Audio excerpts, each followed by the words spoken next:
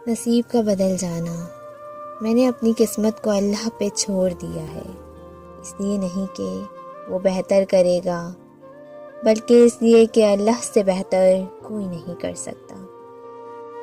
دعا سے نصیب بدلا جا سکتا ہے، پر ان کے جو اپنی دعاؤں پر یقین رکھتے ہیں ہر آزمائش سے گزر جاتے ہیں۔ اپنے رب پر بھروسہ رکھو، وہ تمہاری من پسند چیز تم تک لائے گا مقررہ وقت پر، اور تم حیران ہو جاؤ گے انشاءاللہ۔ جب بھی تم چاہو کہ تمہاری دعا عرش تک پہنچے اور مستحجب ہو جائے تو پہلے اپنے والدین کے لیے دعا مانگو۔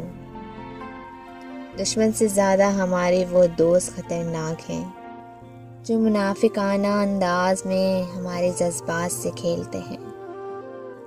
سچی محبت گاڑی بنگلہ محل حسن پیسہ نہیں مانگتی، وہ تو بس محبوب کی مخلصی بھروسہ نکاح اور وقت مانگتی ہے۔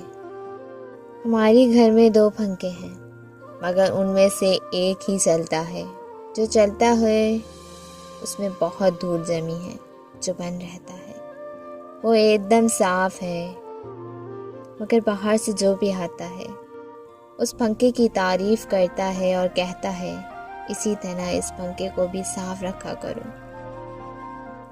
اب انہیں کیسے سمجھاؤں؟ جو ذمہ داریاں اٹھاتے ہیں وہی گندے ہوتے ہیں۔